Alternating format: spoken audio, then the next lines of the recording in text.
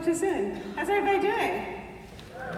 Yeah? I need energy, so it's right. I get the great spot of after lunch when everybody's exhausted. So I'm going to try to up our energy. I'll do the best I can. I'm here to kick your ass. That's my goal for today's presentation. If I've done that, then I've done my job.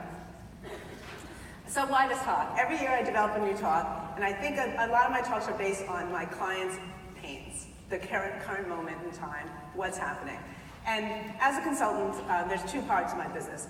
I help my clients think about the future and plan for where they go, what's next, how to evolve their business. And I love doing that. That's my favorite part of my business. The other half of my business, not so much. I do a lot of troubleshooting. I spend a lot of time solving my clients' problems and firefighting. And I'm sort of sick of it. And so I'm going to try to solve all your problems with clients in the next 20 minutes. And so let me start by saying, yes, I know there are asshole clients. Right? Yes, clients are assholes. Let's all agree. Do we agree? Okay, so we all agree. So now we have to take the blame off them. It's our fault. Just like your spouse and the person you fall in love with, you cannot change them, right? I've tried with my husband, it hasn't worked very well. So we can't change our clients, we only can change our behavior and how we better manage our clients. Does everybody feel good with that? So we're gonna learn how to up our game in how we manage our clients. And the other thing is that I feel like we act as individuals rather than in an industry. And a lot of the things that we're doing currently to our business and to our industry are hurting not only ourselves, but everybody that is in our industry, everybody that's in the creative space. So one person does something that's unethical, or does something or behaves badly with a client, that reflects on all of us. And I want to see if we can all just agree that we need to create better business practices that reflect really well on our industry and make us look damn great, because we are damn great, right? We are awesome, but our clients need to know that and do it, and we do a better job of that. So that's the kind of goal of my talk, is to kick your butts into gear. So first I'm going to tell you, I know your pain. And these are the things there's so many things I hear about and that you blame your clients for, but I'll give you the ones that I hear most often. They don't respect our time. I'm hoping I'm going to hear some amens after this. They don't respect our time. They give us 2 weeks to do a logo. They give us 3 weeks to do a website and launch it, right? They don't respect our time. Again, it's they. They don't understand our value. They think of us as a pair of hands. We charge by the hour. We do things that they simply don't understand, and they don't understand what we do, and they think all we do is have fun all day. Wouldn't that be great? They have an unruly organizational structure, so we blame our clients a lot of times by saying, it's designed by committee. Matter of fact, we just had, we did the lunchtime roundtables, and at our talk, that was a big conversation, like how to wrangle all these stakeholders, right? And not complain about it, but figure out a better way to manage them. Does this all sound familiar to you? They don't live up to their end of the bargain, so clients promise the world and give you nothing. Right? They say they'll give you content on time, they don't. They say they'll proofread, they don't. They tell you they have the rights to the imagery, they don't. I get it. I've heard these stories for 30 years. I've been in this industry long enough to know these things. They art direct us, big one, right? Now I'm hearing it, okay. Now we're getting the energy up. Is it the art directors or the illustrations? I don't know. What do you laugh at? It's the fuck my life thing, I think it's. Okay. They will know it when they see it. Right? How many times do you hear that? A lot. Oh, yeah. So there's lots of other ones. I could do a whole slide presentation on things we blame our clients for. But I want to say, let's move beyond that. So when a client complains, I want you to think about some of the strategies I'm presenting today. And I'm hoping they'll help you manage your clients better and manage your life better. And already I'm having a tight problem. I am not a designer. I used to be. I went to design school, so I should know better. And it looked good during the practice time, so I apologize. Don't criticize my kerning. Okay. But you will, so it's cool. So if you want to tweet it now, get it out of your system. I won't take it personally. Okay, so the most important strategy, if you go away with one thing, and if you get bored the rest of the talk, listen to this, which is you need to know who you are as an individual, who your department is, who your firm is, and what kind of clients you want to work for. You need to define that. You need to envision that. You need to plan for that. If you don't do those things, if you don't think proactively and think about who you want to be when you grow up, and who do you want to work with, what kinds of people do you want to surround yourself with, then you're going to make decisions. And this is why a lot of times we're in the trouble we are, and why we're firefighting, is we make decisions based on the latest fire or the latest trouble. And we're not making decisions smartly enough based on our long-term vision. And guys, I know designers don't like planning. I get that. You know, we want to be spontaneous and go with the flow and pivot and change and, you know, go with the latest trend. And that's cool. You can do that. I give you permission. It doesn't mean you can't plan. You can plan and you can change. Right? But I do think we need to know, as individuals, as a company, or as a team, who we are. And then we can make smarter decisions about how we manage our clients and what kinds of clients we work for and what kind of team we want to surround ourselves with. Okay, so be proactive. Read those red flags. They are staring you right in the face, but somehow we don't read them. We're so excited about two things. Either the client wants to work with us, and we're like, oh, the client wants to work with us. That's awesome, right? And so we're so excited they want to work with us, or we get so excited about the project or the business that they're working in, or we're just so burned out we just don't read the red flags. So pay attention to those red flags. They are staring you right in the face, like I said. You know, there are things that they don't come to meetings on time. Hello, that's going to be a problem later on in the relationship. We're going to deliver you the creative brief before the project started, and they don't. They didn't show up to a meeting. They spent 2 hours explaining something that they could have spent half an hour explaining. These are red flags, and so you just need to read those red flags, count them, charge more. My general rule of thumb is every time you see one red flag, you charge 10% more. So for each red flag, you just increase your fee 10%, 10%, 10%. Works brilliantly. It's a great pricing strategy. But even if you're in-house, read those red flags and then figure out how to mitigate those before they happen. So, for instance, my red flag is, and this is a silly one, but it's important to me. I'm a New Yorker. I don't know if you noticed. I speak really fast, not sure you noticed. Also, I have 20 minutes, so that's another reason I'm speaking fast. And so my red flag, working with my clients, is if they speak slow. It drives me crazy. I'm like, get to the damn point. I need to know, what's your problem? I want to solve it. Right? I don't need to know about your family, blah, blah, blah. I just want to help you, right? And that's fine. That's not really a nice red flag to have, but it is mine. It drives me crazy. And so if somebody takes a long time to explain something, I tell them on the phone, look, can you get to the point? Or I'm an impatient person, like, I just level set it. And so they know. And I also say whenever I speak, so when people want to work with me, they know they have to speak a little bit faster and get to the point. But whatever your red flags are, read them and be proactive about it and create systems and tools that will help you mitigate those problems right away. So just pay attention. Then we have to, and I think this is something that we do as an industry that is, I think, problematic for us. We're not communicating our value enough. And when I say value, I'm talking metrics. ROI, do you guys hate that word? Return on investment, right? We need to show through numbers, through data, through both qualitative and quantitative ways, how we as creative profession are moving the needle. I'm sorry I'm using these words, I feel like such a corporate hack. I'm actually not. I went to design school. I just want to emphasize that. So I think we need to develop more case studies, uncover the stories that make us sound and look like we know what the hell we're doing, because we do.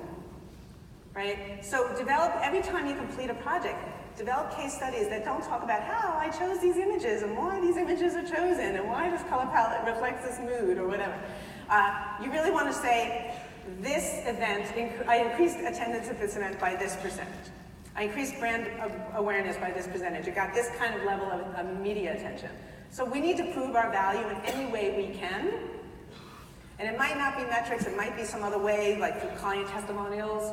Any way that we can prove that we have really affected change and that design matters. Design, why do I need to tell you guys you know that? I'm hoping. Then the other thing is we have to be advisory. So when our clients are misbehaving, we should be identifying ways we can help them rather than blame them. So if they're not getting us the content on time, can we offer writing services? Can we recommend a writer that we work with? How can we upsell our services and be more advisory to identify those moments where we could really be strategists rather than a pair of hands? And it's not even when clients are misbehaving. At all opportunities, we should be looking at our clients and saying, how can we even help them further? And I don't think we're doing that enough.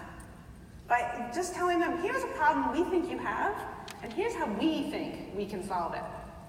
Clients want that, they need it, and that shows that we have value and we're strategists and we think we're thinkers. We're not just a pair of hands. So I really tell my clients to try to be as more advisory. Again, this is all about firefighting. We're so exhausted. Everything's going so fast, we don't have time to think. But you should make some time to think, how can I help my clients better? How can I solve their problems? And the other thing, I use this expression quite a lot in almost all my talks, is I'm really a big believer in building a love. And what I mean by that is make sure that your clients adore you. Absolutely adore you. Be a good human being. Be likable, care about them. So when I say I don't care about their families, I absolutely care about their families. But not when we're talking about business. So I usually try to get to know them in person.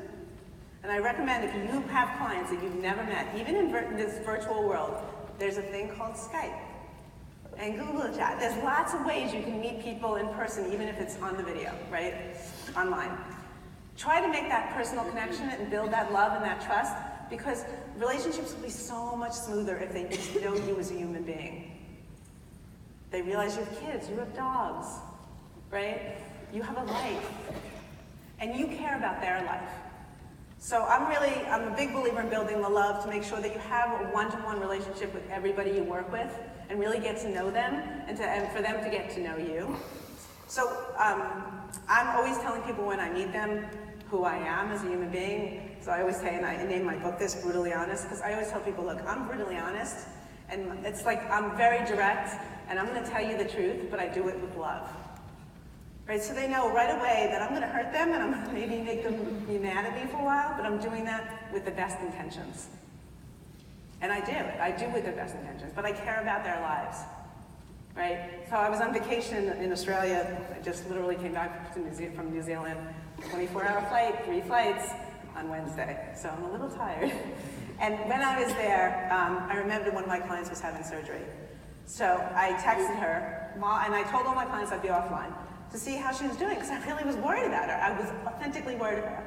She was so happy I asked, that I cared. Right? It made a huge difference. And I didn't do that to build the love. I did it because I actually really did care about her. But I wanted to know how it went. So build that love. Pay attention to your clients. Know when they're having babies. Know when they're having struggles in their life. Understand that those pains might be reflected in how they talk to you, or those successes. So build the love. And then, here's another thing creatives do. You over-deliver.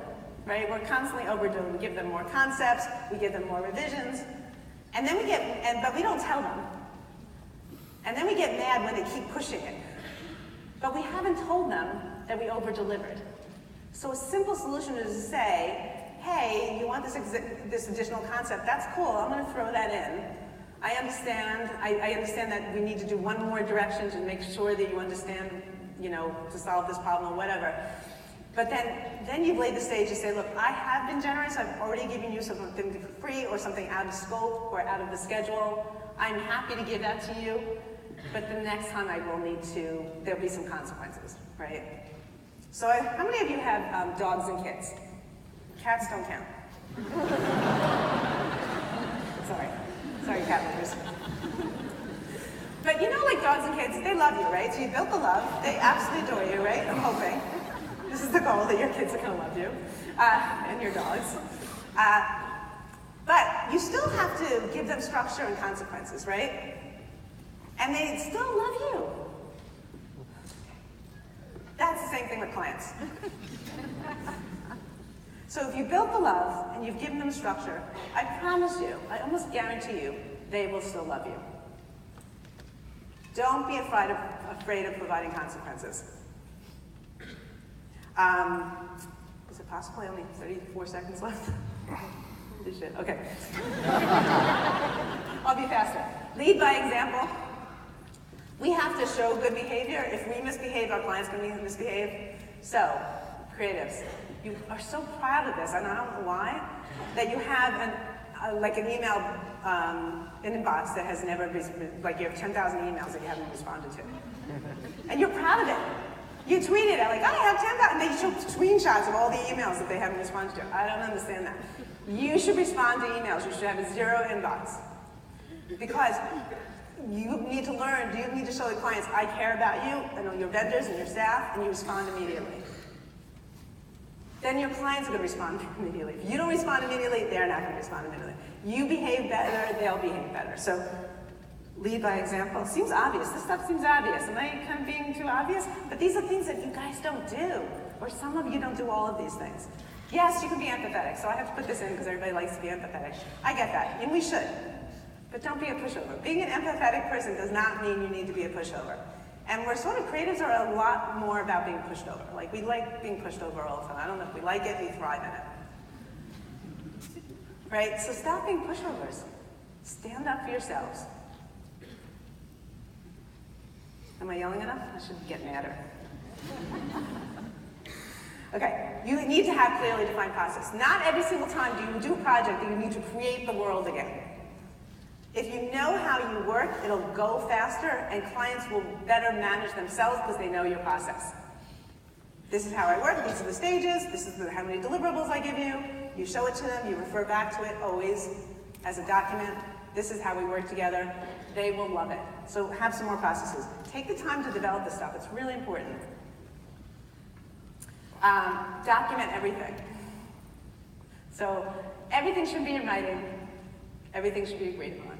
So anytime you have a meeting, send them meeting notes, and then keep those notes in some sort of file or on your computer, and then when you're in a meeting, refer back to them. So a lot of us write notes, creative briefs, strategy documents, right? Have you seen strategy briefs that are like 30 pages long or 50 pages long? And then people forget about them and they make decisions later on that have nothing to do with the strategy. Bring that strategy with you, refer back to the strategy. Bring the proposals, bring the contract with you at all times. Remind them of all the things you agreed on. I don't think we do that enough either. So start doing it. Okay, this is my personal pet peeve at this very moment. I don't know if anybody's getting this, but I'm seeing this on a daily basis. Contracts from clients that come into my clients, to the creatives I work with, that tell the creatives that they are not allowed to show the work they do. Does this sound familiar? And we're signing these contracts. We should stop signing these contracts. I don't care if the project's $100,000 or more. That is hurting our industry. If we cannot show the work that we do or use our client's name to promote ourselves, how do we demonstrate our value? How do we get new clients? This is how we get new business, by showing the work we do and by talking about the clients we work for. If we cannot show that work or talk about the clients, it's a problem.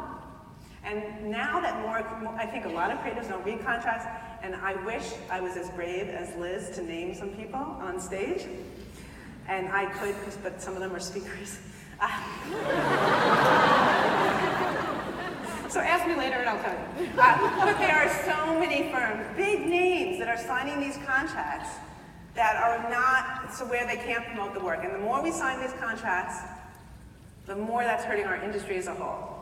And we need to stand up to our clients now to stop this from happening. And if you work in-house, you need to talk to your legal team to help them stop sending those contracts to agencies. You need to work for our industry overall to prevent these kinds of contracts from happening. So read your contracts. They're not that hard to read. Just avoid the whereofs, therefores, and shallows. Just completely ignore those. Sorry to the lawyers in the room. Okay, there's one or two. Retain your rights to self-promote. Read your contracts. And then communicate. So I always, every time I present, almost all my topics, I always end up with what's the magic answer to all your problems? The magic answer to all your problems is to communicate. I don't know how many times I say on a phone call, on a daily basis, did you tell the client? They'll tell me the problem. My design clients will tell me the problem that they're having. I'm like, did you tell the client? And they're like, oh no. First tell them that you're having a challenge or that they're misbehaving. Start with the honest damn truth, right? They don't know what they're doing wrong. They really don't. They're just as stressed as you are. They're just as busy as you are. They have a lot of pressures as well. And they're misbehaving for a reason. Unless they're pure assholes. I mean, you can't do anything about that. So communicate more and more often, as much as possible, in person. I'm a big believer in honesty. I don't think in my entire life, with every recommendation I've ever given to my clients, it's ever backfired. People appreciate you just telling them the truth. Right? So if they're misbehaving, saying, I'm having a challenge with this.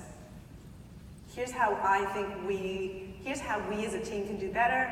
Here's what I need from your team. Right? The one thing about being honest, and I've learned this over the years, is never to finger point. So I never say it's your fault and you did this. I learned this when dealing with my husband, or him dealing with me. So you can learn a lot from marriage. But if you're honest and you don't finger point, you don't blame them, but you say the situation is untenable, we need to figure this out. Or the schedule is, incredibly tight, we need to figure this out. They'll work with you. At least that you've told them that they're misbehaving or that there are challenges. So just be honest and communicate.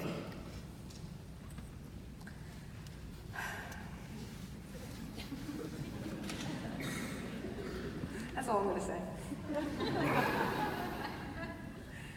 Embrace conflict. You guys are conflict avoiders, like the plague. I think conflict is cool. You should learn to embrace it. Because life is about conflict. And it's okay. Conflict is not a bad thing if we can resolve it. It's only bad when it's festering and unresolved. So embrace conflict. Understand that there's going to always be conflict, and just deal with it and say, okay, what is the challenge? How can I fix it? How can I change what is happening? Can I change it? And if I can't, learn to say no. That's my other magic word. I love the word no, and it's not a yes. A lot of people talk about no as turn the no into a yes. No, a no is a no. Right? You're using the no only when you've done everything you possibly can to prevent it from happening, to get better. At some point, you need to say no. No to a project, no to a client, no to misbehaving, no to anything that is going to damage where your long-term vision is, the health of your company, your health. No is a powerful word. It should be used selectively, but it has incredible impact. I do a whole talk about no, and I'm going to summarize it in one way, which is the way to say no is this: no. Which is, don't kind of explain it by no, I'm sorry, no with a smiley face, right? It's no. There's a lot of steps in between that. But ultimately, you really just want to say no. And can you imagine, have you ever done this before where you say no to somebody, they're talking, they're like, I need this for tomorrow, and you say, no. Right? They're like, what? And it sounds more powerful, and then you can explain why. But breathe, say no, and then breathe. And amazingly enough, they'll listen. So that's how you say no. So if you do all these things, and there's so many other, I only have 20 minutes, so there's only so much time I have. I actually might be early, I'm very confused by this clock. Does anybody know how long I have? Okay, I'll just keep talking until somebody shuts up. Even I know, I heard on Twitter that you're really mad when speakers speak over. Stefan, you're being pointed out right now. Okay. So the benefits. Benefits of better managing clients, and stop blaming them. There's a lot of benefits. Here's just a few. Higher prices. We can charge more because they respect us and they value us and they're willing to pay for it because they love you. You've built the love, you've better managed them, You're showing the value, you've helped their business grow or develop or make a difference, right? So you could charge more for that. Wouldn't that be great? We can do that. Clients that value our input and advice, they listen to us. They actually care about what we think, and they listen and they act on it. That happens when you're advisory, when you build the love, and they come and you've demonstrated your value. It's all related. You have a longer term, you have longer term relationships. Now I know, clients are coming back to you already, but sometimes that's a red flag to me. They're coming back to you because they're working all over you. And they know they can take advantage of you. I like long-term relationships where they value you. So they're not just giving you the email blast or a social media tweet that you have to put out. It's very much like, I have a strategic project, I need your, they're giving you higher level, higher paid, more time to do things. You get better projects overall. So one of the things I talk a lot about is I think the industry is going into two different directions now. I almost feel like we're two different industries at this point, where what I like to call executionists, right? Those are the people, and there's a lot of work in this space. Almost all the work we do is in this space, which is execution, which is like, I need this email blast, I need it next week. It's like, I need to tell you what to do, and you go do it. Right, so it's a lot about churn and burn. And there is a lot of work in that space. And you can make a lot of money in that space, but it's extremely about churn and burn. It's churn and burn. It's not about strategy and your value. It's really much, I need this done, can you do it? Do it. But then the other part of the industry, and I think that's where a lot of you want to be, is from what I'm hearing, is you want to be strategists. You want to be those people they go to when they need top-level advice, when they don't just need an email blast, but they need the strategy behind that. They need the content, they need the thinking, they need the UX, they need all of it. And they want your brilliance and your mindset because they trust and value you. So you'll have higher quality projects and your work will be more in the strategic area than in the executional area. And that's the same with in-house teams. I've changed in-house teams when I work with them to be more strategic if the company needs it. How do we do that? How do we stop being just executionists and really be more strategists? You'll eventually, and this is the best part, have less hassle and less revision. You'll essentially be a happier human being, right? And don't we all want to be happier? At least I do. Okay, so I wrote this book. It's called Brutally Honest, No Bullshit Business Strategies to Evolve Your Creative Business. It's out in the bookstore. I'm doing book signings tomorrow, I think at 12:30. If you have questions, come to me and talk to me. I'm really approachable. And I hope you guys have a great day.